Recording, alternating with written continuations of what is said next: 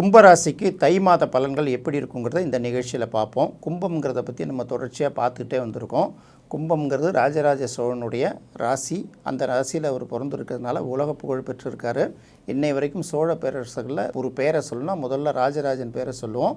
அது மட்டும் இல்லை, சோழ அரசர்களில் பெரும்பாலானவர்கள் பார்த்திங்கன்னா நிறைய பேர் கும்பராசியில் குறிப்பாக சதய நட்சத்திரத்தில் பிறந்திருக்காங்க அப்படின்னு சொல்லுவாங்க. அந்த அளவுக்கு பார்த்திங்கன்னா அவர்கள் பார்த்திங்கன்னா ஏதாவது ஒரு விஷயத்தை, அதாவது கொஞ்சம் தன்னுடைய பர்சனல் சுயநலத்தை விட்டுட்டு பொதுவாக ஒரு விஷயத்தை செய்யணும்னு ஆசைப்பட்டாங்கன்னா அப்போ அவருடைய பெயர்கள் பார்த்திங்கன்னா அவர்களுக்கு பிறகும் பேசப்படுங்கிறது தான் இந்த கும்பராசியோட சிறப்பு. உலகத்தில் உள்ள எல்லா திறமையும் ஒரே மாதிரி அடக்கியிருந்தால் கூட அதை வெளியில் கொண்டு வருவதற்கான முயற்சிகள் செய்யும்போது தான் அவங்களுக்கு அது ஒரு நல்ல வகையில் பலன் கொடுக்குங்கிறத மட்டும் தெரிஞ்சுக்கிட்டால் போதும். இப்போ இந்த கும்பராசிக்கு தை மாதம் எப்படி இருக்கும் அப்படின்னு பார்க்கும்போது பொதுவாக ராசிநாதனை முதல்ல பார்க்குறோம். அப்போ ராசிநாதனான சனி பார்த்திங்கன்னா ஏற்கனவே கடந்த ஒரு சில மாதங்களாக வக்ரம் பெற்று இருக்கிறதுனால பெரிய அளவுக்கு பலன் கிடைக்காம போயிட்டு இருந்தது.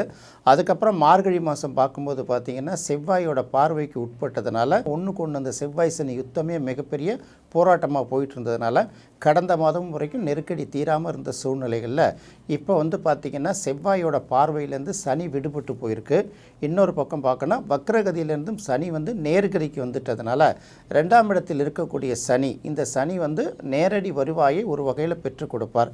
இதுவரைக்கும் தடங்களாகி தடைப்பட்டிருந்த வருமானம்லாம் பார்த்திங்கன்னா கடந்த சில மாதங்களாக அதுக்கப்புறம் பார்த்திங்கன்னா அந்த வருவாய் மீண்டும் உங்களுக்கு தொடர்ச்சியாக வர ஆரம்பிச்சிடுங்கிறதுனால அதை பற்றி பெரிய அளவுக்கு கவலைப்பட வேண்டிய அவசியம் கிடையாது. பொதுவாகவே பார்த்திங்கன்னா கும்பத்துக்கே உரிய சனி 2ஆம் இடத்துல இருக்கிறதுனால குடும்பத்துக்கு தேவையான பொருளாதாரத்தை ஈட்டுவதற்கான பல வழிகளையும் நீங்களே கண்டறிவீங்க. அதில் ஒரு சில வழிகள் உங்களுக்கு கை கொடுக்கும். அதன் மூலமாக உங்கள் குடும்ப தேவையை நீங்கள் நிச்சயமாக நிறைவேற்றி கொள்ளலாம்ங்கிறது கும்பராசிக்கு முதல்ல தெரிஞ்சுக்கணும். அடுத்து பார்க்கும்போது கும்பராசிக்கு உரிய கிரகமான சனி பகவான் அவரே 12ஆம் இடத்துக்கும் உரியவராயிருந்து 2ஆம் இடத்தில் இருப்பதால் வெளிநாடு போவதற்கு தொடர்பான வழிகளை முயற்சி செய்கிறவர்களுக்கு ஒரு வெற்றி கிடைக்கும். வெளிநாட்டு மூலமான வருவாயும் சில பேருக்கு கிடைக்கும். வெளிநாட்டில் இருக்கிறவர்களுக்கு சில பொருள்களை இங்கேருந்து வாங்கி அனுப்பலாம். ஏற்றுமதி இறக்குமதி சம்பந்தப்பட்ட தொழில்கள் செய்பவர்களுக்கு இந்த மாதம் ஒரு நல்ல பலனை கொடுக்கக்கூடிய மாதமாக இருக்கும். இன்னும் நிறைய பேருக்கு பார்த்திங்கன்னா நண்பர்களும் உறவினர்களும் ஏதாவது ஒரு வகையில் தேவையான பணத்தை இவர்களுக்கு அனுப்பி வைப்பார்கள். எப்படி பார்த்தாலும் இந்த கும்பராசியை பொறுத்த வரைக்கும் சனி பகவான் நல்ல நிலைமையில் செவ்வாய் பார்வையிலிருந்து விடுபட்டு இருப்பது இந்த மாதம் மிகப்பெரிய அளவுக்கு உங்களுக்கு மகிழ்ச்சியை தரும், நல்ல வருவாயையும் ஈட்டி தரும், வெளிநாட்டு பணத்தையும் தரும்ங்கிறதுனால கூடுமான வரைக்கும் நல்ல மகிழ்ச்சியோடு இருக்கலாங்கிறதுல எந்த விதமான சந்தேகமும் இல்லை. அடுத்து பார்க்கும்போது ராசியிலே இருக்கக்கூடிய ராகு உண்மையிலே பார்த்தீங்கன்னா எப்படியாவது முன்னுக்கு வந்துடணும், ஏதாவது ஒரு வகையில் மற்ற எல்லாரோடையும் நம்மள ஒரு டாப் பொசிஷனுக்கு வரும்.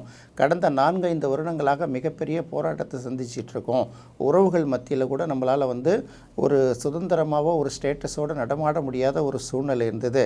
இதையெல்லாம் உடைச்சி மேலே கொண்டு வரணும்னு முயற்சி பண்ணும்போது லேசாக ரெஸ்யூம் ஆன மாதிரி இருந்தது. அதே சமயத்தில் திரும்பவும் பழைய நெருக்கடி வந்துருச்சு அப்படிங்கிற ஒரு கவலை இருக்கும். அதுலேருந்து சற்று விடுபட்டு வரலாம். ரெண்டாவது நீங்கள் எடுக்கக்கூடிய முயற்சிகள் ராகுங்கிறதுனால ஆசைதால் தூண்டப்பட்ட எந்த முடிவுகளையும் எடுக்காமல் அறிவுக்கு உட்பட்டு ஆசைகள் நிறைய வரும். இந்த ஆசைகள் எப்படி நிறைவேற்றி கொள்வது, இது சாத்தியமாங்கிறது முதல் முயற்சி. அடுத்தது தவறான வழிகளில் போய் மாட்டிக்கக்கூடாதுங்கிறதுனால நம்மளுடைய கெப்பாசிட்டி என்ன, தரம் என்ன, தகுதி என்ன, இதெல்லாத்தையும் உணர்ந்துட்டு தான் அந்த முடிவு எடுக்கணும்.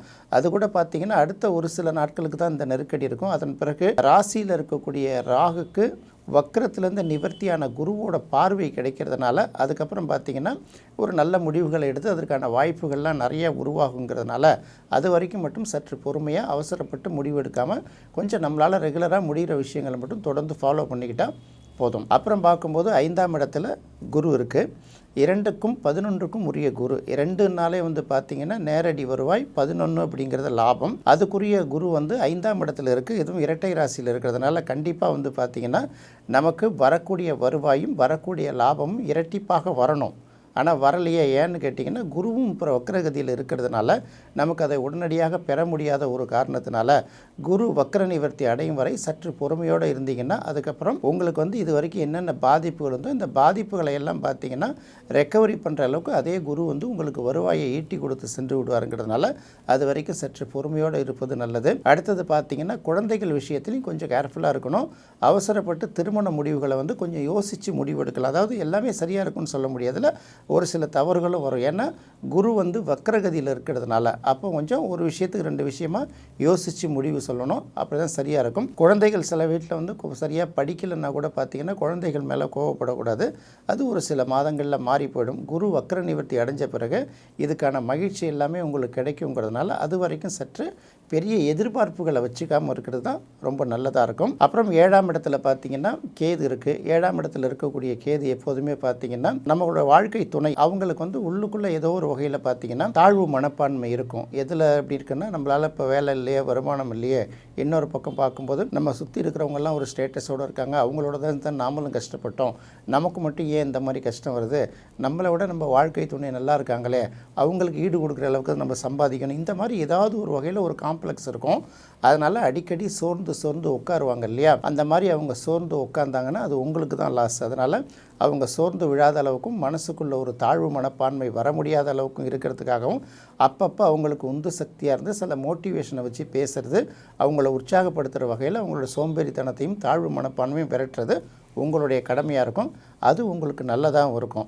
வாழ்க்கை துணை மட்டும்தான் அப்படியா அப்படின்னு பார்த்தா அப்படி இல்லை. உங்களோட நண்பர்களும் பார்த்தீங்கன்னா ஏதாவது ஒரு வகையில் வந்து மனசஞ்சலத்தோடு தான் இருப்பாங்க. நீங்கள் பிஸ்னஸ் பண்ணிங்கன்னா உங்களோட பார்ட்னர்ஸும் அந்த மாதிரி தான் இருப்பாங்க.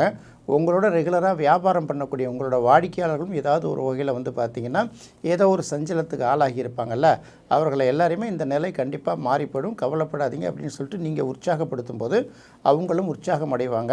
அவங்க உற்சாகம் அடைஞ்சிங்கன்னா ஆட்டோமேட்டிக்காக உங்களுக்கு தேவையானது எல்லாம் தேவையானது வந்து கிடைச்சிடும். அப்படிங்கிறதுனால இந்த ஒரு விஷயத்தை தெளிவாக நீங்கள் ஃபாலோ பண்ணிக்கிட்டால் போதுமானது. கூடுமான வரை கும்பராசிக்கு இது போன்ற கிரகங்கள் எல்லாம் வலிமையாக இருந்தால் கூட 12ஆம் இடம், ராசிக்கு 12ஆம் இடம்ங்கிறது ரொம்ப முக்கியமான விஷயம் இல்லையா. இந்த ராசிக்கு 12ஆம் இடத்துல பார்க்கும்போது 4 கிரகங்கள் வந்து ஒன்று சேர்ந்து உட்காந்துருக்கு. அப்போ 4 கிரகங்கள் என்ன அப்படின்னு பார்த்தீங்கன்னா, கும்பத்துக்கு 4ஆம் இடமான சுக்கிரன், அதே 9ஆம் இடத்துக்குரிய சுக்கிரனும் பார்த்திங்கன்னா 12ஆம் இடத்துல வந்து உட்காருது.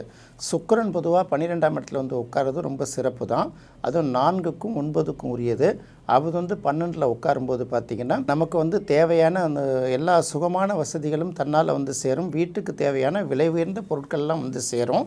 அவரே வந்து 9ஆம் அதிபதியும் இருக்கிறதுனால வெளிநாடு சம்மந்தப்பட்ட விஷயங்கள், வெளியூர் சம்மந்தப்பட்ட விஷயங்களால் நமக்கு கிடைக்கக்கூடிய ஆதாயங்கள்லாம் கண்டிப்பாக கிடைக்கும். இப்போது சுக்கிரனை பொறுத்த வரைக்கும் 12ஆம் இடத்தில் இருக்கிறதுனால எந்த விதமான மைனஸும் கிடையாது. அடுத்து பார்க்கும்போது ராசிக்கு 5, 8க்கு உரிய கிரகமான புதன் வந்து 12ஆம் இடத்துல உட்காந்துருக்கு.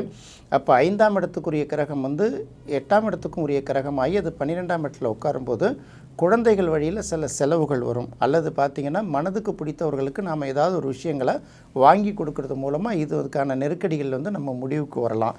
இது ஒரு பக்கம் ப்ளஸ்ன்னு எடுத்துக்கும். அடுத்தது பார்த்திங்கன்னா ராசிக்கு 7ஆம் அதிபதி 12ஆம் இடத்துல வந்து உட்காருது.